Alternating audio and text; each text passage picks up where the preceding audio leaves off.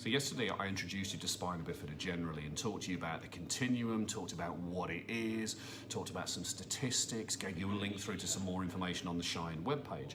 Now today I want to give you a little bit more of an idea of my kind of personal journey and how it's affected me from birth right the way through to where I am now, which is a very youthful, good-looking and sprightly 45-year-old. Now I was 22 months when my mother said to me, she said, "You're not walking." And I went, "No, I'm not, am I?" And she went, "We better get you to the doctors." So she took me to the doctors and the doctor said, "Yeah, there's something going on here, but I think the problem is not just in his back, the problem is also in his foot." So he has a club foot or a talipes equinovarus foot.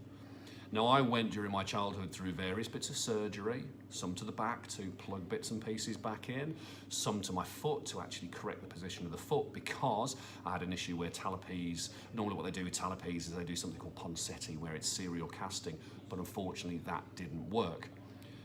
Now during my adolescence, during my childhood years, there wasn't really a problem. I was never good at sport.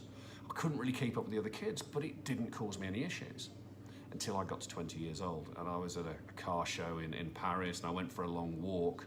And that long walk unfortunately put lots of pressure on my foot where I had some nerve damage and it meant that I got a big ulcer.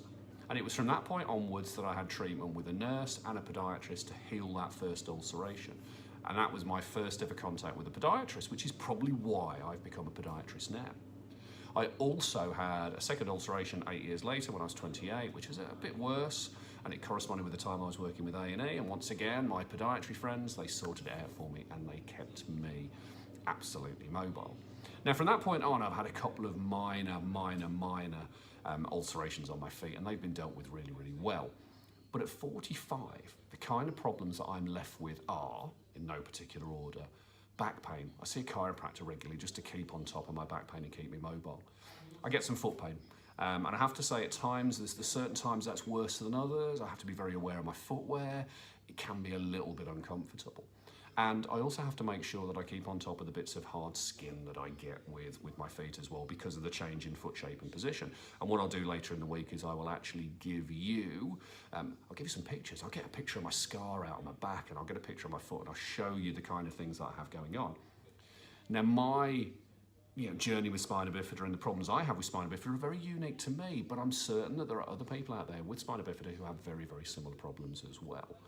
Now, if you do know anyone with spina bifida who has any questions, if you want any questions for me, if you've got any comments you want to put below, drop them in the box and I will be back tomorrow with some more information for you. See you later. Bye-bye.